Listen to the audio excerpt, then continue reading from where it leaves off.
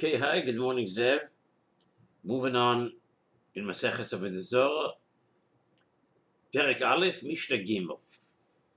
So we learned in Mishnayos Aleph and Beis regarding the restrictions, the Yisurim Midrabanan of having dealings with the Goyim 3 days before, 3 days after, including the day of the festival itself, that it's forbidden to have dealings with the Goyim, with the Avoda Zarah specifically, on their festivals before and after.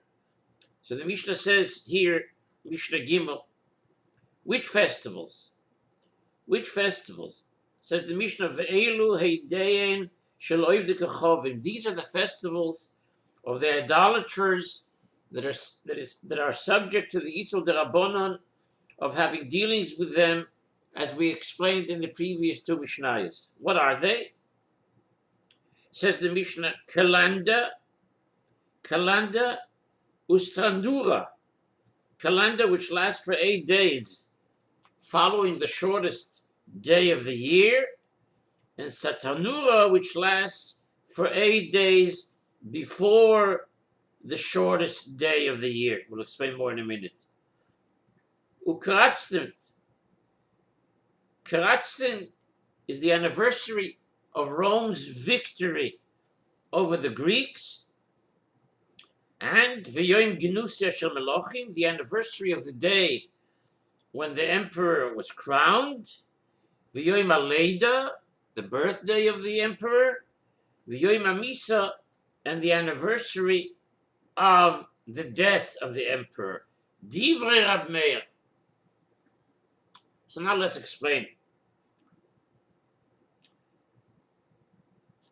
Let's explain what these days are, and also add a very important caveat in terms of the implications of the ramifications of this Mishnah leyomenu, to our days. So firstly, let's understand that these festivals were celebrated in the time of the Mishnah, specifically, as Rashi says, within the Roman Empire. Obviously, in other places, in other times, where and when these holidays are not celebrated, so these restrictions obviously do not apply. They apply only where these are festivals being celebrated per se. On the other hand, the restrictions do apply to whichever pagan holidays are celebrated in those times, in those places, at that time. Now here is an important footnote. Later, however, the Chachomim saw that idolaters were no longer committed to idol worship as they once were. And therefore the Chachomim were therefore no longer concerned that if a Jew is going to have a transaction with a non-Jew, with an Avoda Zarah, that this would cause idolaters to praise their gods. And therefore, in later times, we find in the Poskim, it became customary to be able absolutely to have business dealings with idolaters throughout the year with no restrictions. So explains the Rav, Tosfos Yontif, and others. I draw your attention to the last sentence in the Rav in Mishnah Beis, where he says what I just quoted. Ve'ahidna nog alma heter afilu b'chol yom edam. Ve'ahidna, today in our times, it is nohug, the minhag is, the widespread minhag is to be matir. People are permissive. People are not restrictive. People do not ask to do business with goyim. Afilu b'chol yom edam, on any day of their celebration. Mishum dikim lehu lerabanan begavayu, because the Chachomim have ascertained, the Chachomim have assumed The law azlu umoidu, that they don't go ahead and make a transaction in the mall around Christmas time, and they go ahead and then send acknowledgement. They're moided to their avodah zarah. And there it says in parentheses, the Rav, the chol ane de itzere bezu masechta, all the isurim that are talked about, that are spoken about, that are learned about in this masechta, Mayre be'oivde elilim ve'avodah zarah mamash. They refer only to actual oivde avodah zarah, literally oivde avodah zarah. Today, certainly in the Western world, there's little, if any, oivde avodah zarah. So now let's get back to the list that the Mishnah gave us here. The Mishnah Rabbi Meir says that the first one was calendar, the second one was Sartura. So there's a very interesting, very enlightening explanation to what these holidays that were celebrated refer to. We said that calendar lasts for 8 days following the shortest day of the year, and Satanura lasts for 8 days before the shortest day of the year. So in the Meforshim, it's explained that the origins of these holidays go back to Adam Arishon. That at the beginning, we're taught in the Midrash that at the beginning of the first winter after creation, Adam saw that the days began getting shorter. So he thought that the world was coming to an end because of his Avera, because of his avoid of eating from the Eitz Hadas. And so he spent the next 8 days involved in tefillah, in tainis, and praying and fasting, the Midrash says. Now afterwards, when the days began getting longer, so he realized that this was part of the normal yearly cycle. This was part of Briyas HaOlam. And he therefore established 8 days after the shortest day of the year, around the latter part of December, as a festival of Thanksgiving. The following year, he established another 8 days before the shortest day of the year as part of this celebration. So the Meforshim say that later on, the Romans went back to this tradition and turned these days into idolatrous festivals. That is the calendar and the Satanura. Then the Mishnah continued, the calendar and the Satanura and the Kerastisim, which is the anniversary of Rome's victory over the Greeks. And then Yom Genusa Shel Malachim, the anniversary of the day when the emperor was crowned. And V'yom Aleida, his birthday. And V'yom Amisa, the anniversary of his death. All of these were a day in. All of these were days of special celebrations of the Avoda Zarah. Divrei Meir. The Chachamim say, Kol Misa sheyesh basreifa, yesh ba Avoda Zarah. Whenever the death of the emperor comes together with, is followed with the burning of his personal belongings, that's a siman muvak, the Chachamim say, that his death is commemorated with idolatry. The meaning of this is that the personal possessions of the emperor would be burnt upon his death. This would be done in his honor to show that no one else is important enough to use his belongings. That's what the Rambam explains in the Pirush HaMishnayos. So that is, according to the Chachamim, the day of his death is considered a festival only if the emperor was held in such great esteem that his possessions would be burnt. That's pshat in kol misa sheyesh basreifa yesh b'avodah zarah. But v'she'ein basreifa ein b'avodah zarah. However, when the death of the emperor is not followed by the burning of his personal belongings, so his death is not commemorated with idolatry and is not subject to the restrictions that the Mishnah lists above. In other words, it's not considered a yom dayan. So now, let's pause for a minute to preface the next piece of Mishnah with the understanding that the holidays that have been mentioned thus far were national holidays. But the Chachamim prohibit having dealings with idolaters on that day and 3 days before. Now the Mishnah goes on to list personal festivals, not national holidays of celebration, which we listed thus far, but personal festivals which are treated less severely, less chumradik.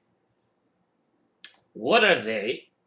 Yom Tiglacha Zekon Blurisa. However, in regard to the day when an idolater shaves his beard or his lock of hair, idolaters, we learn, had a ritual of cutting off their beards and locks of hair from time to time. Whenever an idolater shaves his beard or lock of hair, he would celebrate that day as a personal festival and worship his idol. He would worship his idol. The ritual of shaving the lock of hair was done as follows. All year long, when idolaters would have their hair cut, they would leave a lock on the back of their hair, on the back of their head, uncut. They would cut this hair, known as a bloiris, once a year. The day that they cut off this bloiris would be celebrated as a personal festival during which they worshipped their idol. Ubloiriso, says the Rav, shemeniach bloiris me'achorav kol hashana kula. He leaves a bloirich, a lock of hair in the back of his head all year long. Ve'eino megalcha ela mishana l'shana. He only cut off that bloiris once a year. In the following year again on the same day. In the following year again on the same day. And the Rav concludes, V'yoim shemegalcha oise yoim id. And the day on which he cut off this bloiris, it is his personal day of celebration to his idol.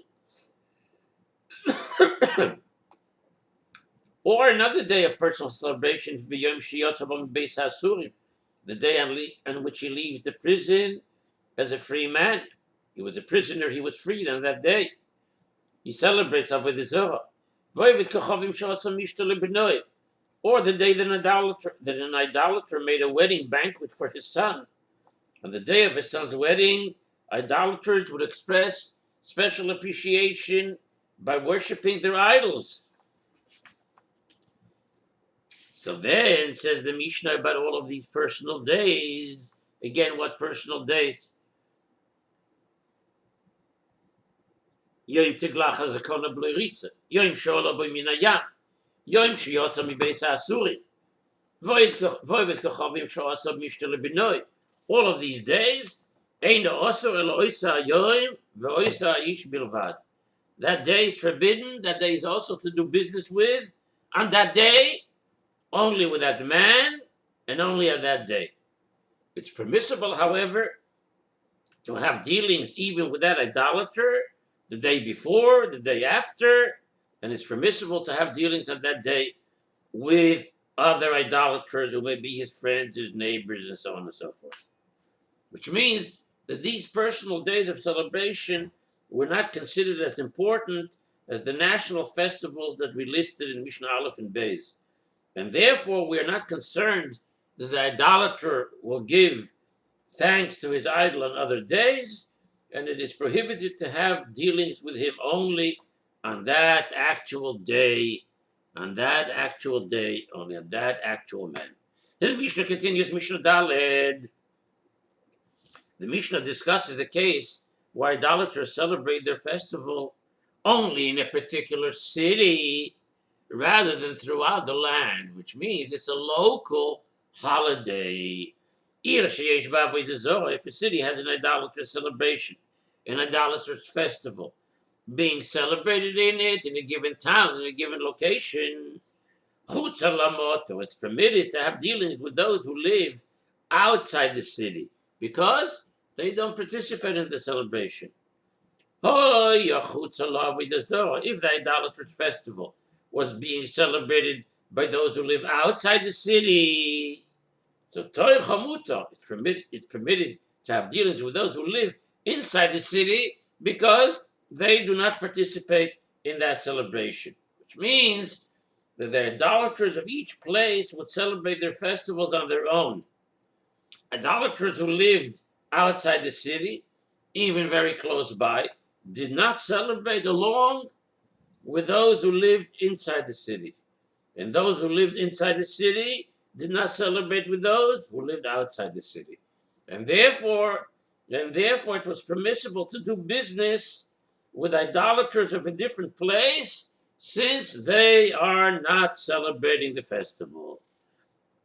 So the Mishnah asks, okay, I got that. I hear that. But what about Ma'ulelech Sham?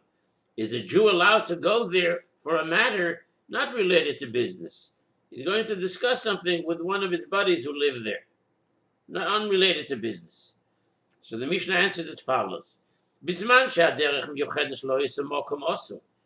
the road leads only to that place, and that road does not go any further, then he's forbidden. It's also for him to go there on the day of their celebration, because that's a big marisayin, because it looks like he's going to join in their idolatrous services, in their idolatrous celebration.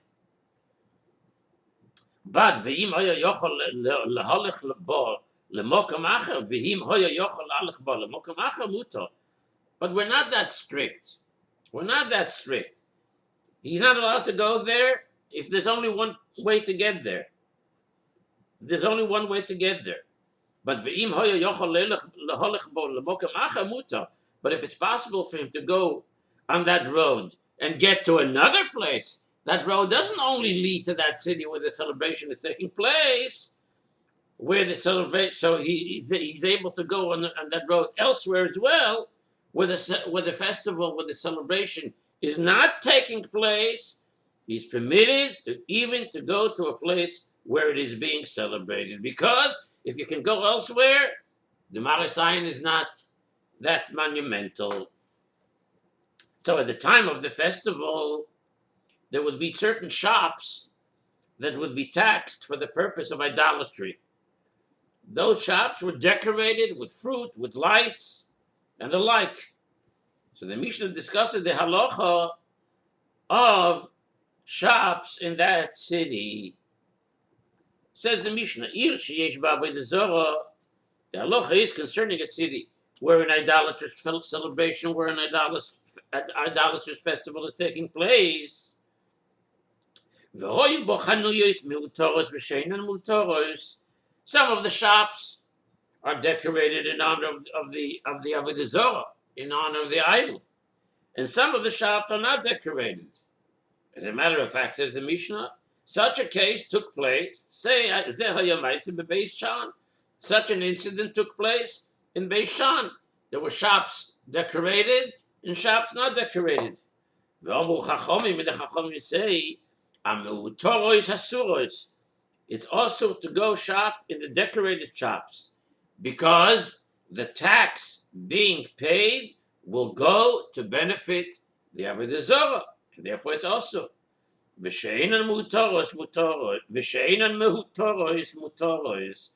it's permissible to shop in the undecorated shops, since the money paid, the taxes paid, do not go to benefit the idol. In other words, since these shops are not decorated, no tax will be collected from the buyers for the sake of the idol. So explains the Rav. Just to complete that inyan, there is, however, an obvious difficulty here. We've learned in the beginning of this perek that we may not do business with idolaters at the time of their festivals, since they will go and thank the idol. So why then is it permitted to buy merchandise in a store that's not decorated? It's not decorated, but they can still go ahead and express gratitude to their idol, even if the store does not pay tax for the purpose of idolatry. It should still be also since the store owners will go and give thanks to the idol. So some Meforshim explain that the issue of buying from idolaters at the time of their festival applies only when the item being sold is something that the idolater wants to sell. He's eager to sell it here and now. For example, the items are perishable, and the idolater needs to sell it before it spoils, otherwise he loses everything. In such a case, he's certainly happy that he sold it, and therefore the Isur applies since we're causing him to go and give praise to his idols. If, however, the item is something that will not spoil, and is something that the idolater would otherwise have used for his own personal needs, and he is selling it because he needs the money, so we may buy it from him because the idolater feels bad that he had to sell it. He feels bad that he had to give it up. And in such a case, there's no issue, there's no issue that he will go give praise to his idol for this sale. This is something that he really didn't want to sell. The items that are perishable, that would spoil, he very much wants to sell, and therefore would give shevach for it.